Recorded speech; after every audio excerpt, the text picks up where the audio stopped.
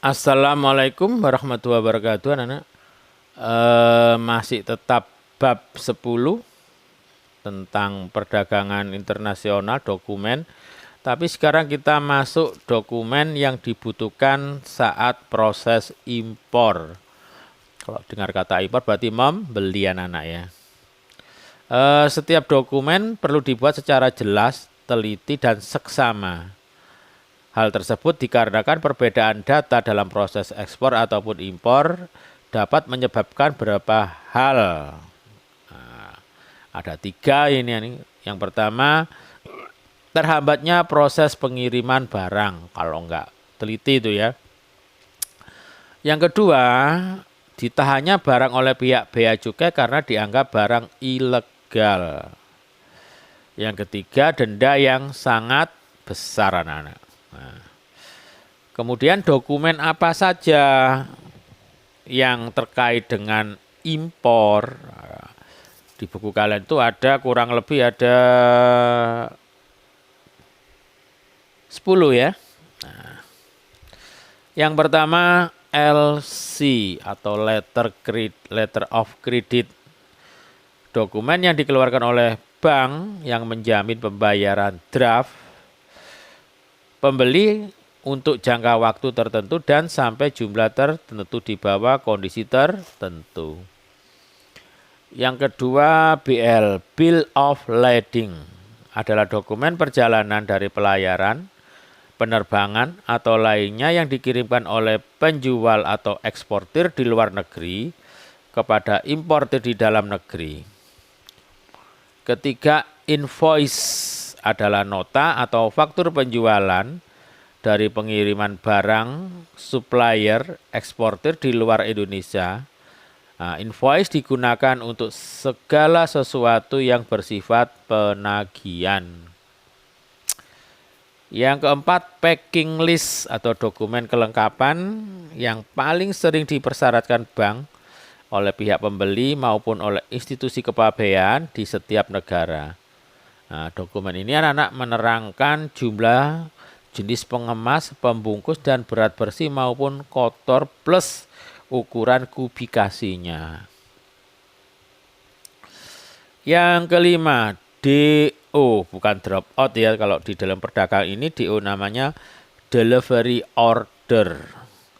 Adalah dokumen penyerahan barang yang tercatat dan pelayaran atau agen pelayaran setelah kedatangan armada pengangkut, bisa kapal, pesawat terbang, kereta api, dengan menukarkan lembar Bill of Lading, anak-anak. Yang keenam, pemberitahuan barang impor PIB. Adalah pemberitaan oleh importir atas barang yang akan diimpor berdasarkan dokumen pelengkap pabean sesuai prinsip self assessment. Yang ketujuh, MSDS, Material Safety Data Sheet. Disebut juga informasi data keamanan bahan merupakan lembar keselamatan bahan, anak-anak.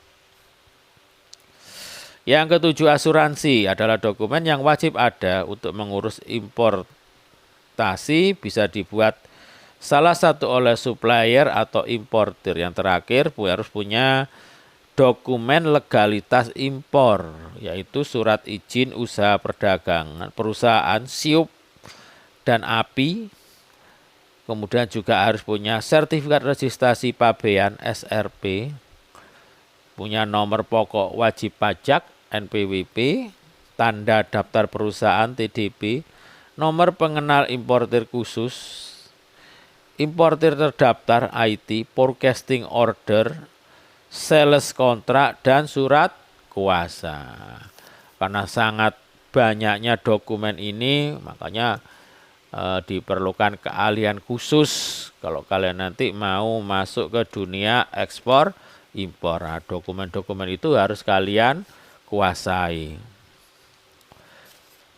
Tahu dan kuasai ya. Nah, sekarang yang terkait dengan ekspor perdagangan luar negeri. Tadi ekspor sudah ngerti ya. Nah, Kemudian pelaku kegiatan ekspor dapat dibedakan menjadi beberapa kelompok. Produsen eksportir adalah perusahaan yang memproduksi barang-barang untuk diekspor. Pedagang ekspor merupakan badan usaha yang diberi izin pemerintah untuk melakukan kegiatan ekspor. Pedagang ekspor harus memiliki izin pemerintah dalam bentuk surat pengakuan eksportir disertai dengan kartu angka pengenal ekspor. Yang ketiga, Wisma Dagang merupakan suatu perusahaan ekspor yang besar dan dapat mengekspor berbagai komoditas. Hal-hal yang berkaitan dengan ekspor dapat dilihat dalam keputusan Menteri Perindustrian dan Perdagangan. Nah, itu ada 8 ya. Yang pertama, ekspor, kegiatan mengeluarkan barang dari daerah pabean. Eksportir adalah perusahaan yang atau perorangan yang melakukan kegiatan ekspor. Eksportir terdaftar adalah perusahaan atau perorangan yang telah mendapat pengakuan Menteri Perindustrian dan Perdagangan untuk mengekspor barang tertentu sesuai dengan ketentuan yang berlaku. Yang keempat, daerah pabean adalah wilayah Republik Indonesia yang meliputi wilayah darat, perairan ruang udara di atasnya, tempat-tempat tertentu, ZEE, landas kontinen. Nah, itu yang dasarnya Undang-Undang Nomor 10 Tahun 1995 tentang kepabeanan anak. Yang kelima, barang yang diatur eksportir adalah barang yang ekspornya hanya dapat dilakukan oleh eksportir terdaftar. Yang keenam, barang yang diawasi eksportir adalah barang yang ekspornya hanya dapat dilakukan dengan persetujuan Menteri Perindustrian dan Perdagangan atau pejabat yang ditunjuk. Yang ketujuh, barang yang dilarang ekspornya adalah barang yang tidak boleh diekspor. Terakhir yang 8, barang yang bebas ekspornya adalah barang yang tidak termasuk pengertian butir E, F, dan G ini. Sekarang prosedur ekspor di Indonesia ya. Yang mengatur ini Menteri Perdagangan Republik Indonesia, Pak Lutfi sekarang ya. Peraturan perdagangan luar negeri mencakup tata niaga barang ekspor, bea keluar barang, dan surat izin kegiatan ekspor.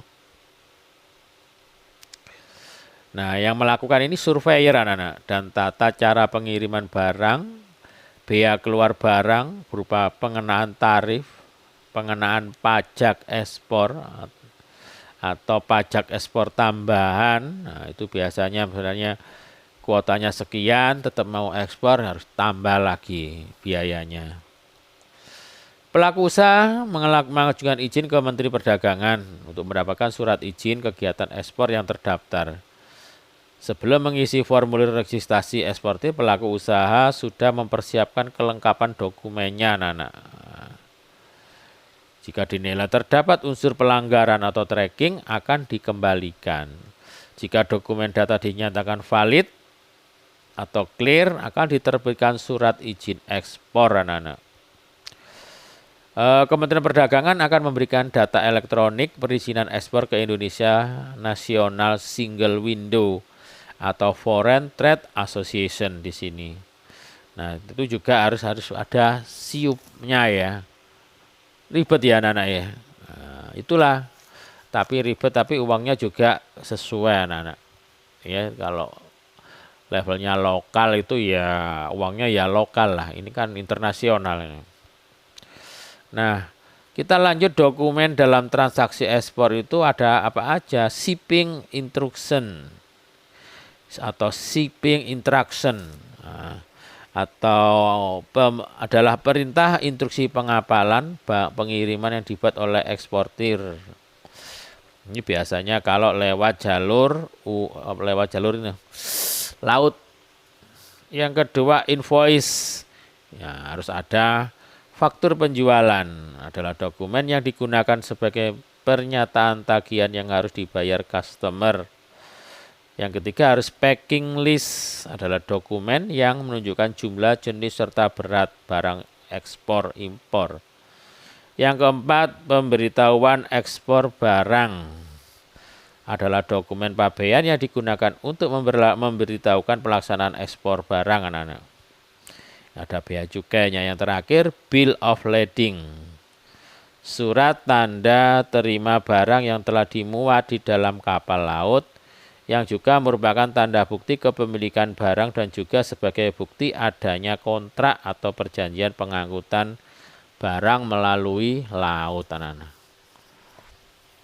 Yang terakhir ada Certificate of Origin, surat keterangan asal, merupakan dokumen yang dibuat oleh eksportir dan disertakan pada saat pengiriman atau mengekspor barang ke suatu negara tertentu, di mana negara penerima barang tersebut telah menyepakati suatu perjanjian untuk memberikan suatu kemudahan bagi barang dari negara asal. Nah, ini adapun manfaat surat keterangan asal ini, anak-anak, untuk mendapatkan preferensi berupa penurunan atau pembebasan tarif bea masuk ke suatu atau kelompok negara sebagai dokumen atau tiket masuk komoditas ekspor Indonesia ke negara tujuan ekspor.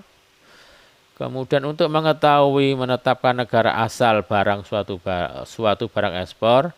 Yang keempat, untuk memenuhi persyaratan pencairan LC, Letter of Credit, terhadap pembiayaan ekspor yang menggunakan LC. Yang kelima, sebagai salah satu alat pelacakan jika terjadi tuduhan dumping. Nah, ingat ya, dumping ya kan dilarang, menjual barang di luar negeri lebih murah daripada di dalam negeri. Yang terakhir, untuk keperluan data statistik perdagangan ekspor impor. Nah, materinya sudah selesai, anak-anak. Nanti waktunya PAT ini, materi ini banyak yang saya keluarkan, makanya harus benar-benar kalian kuasai. Nah, nanti di pertemuan berikutnya Pak Bagio tinggal ngasih tugas, ya gitu, nanti bisa tadi dimasukkan kategori tugas atau ulangan tuh. Nah, tinggal kalian harus bisa mengerjakan, jangan sampai tidak mengerjakan, karena sekarang sudah urusan kalian naik atau tidaknya itu. Terima kasih. Wassalamualaikum warahmatullahi wabarakatuh.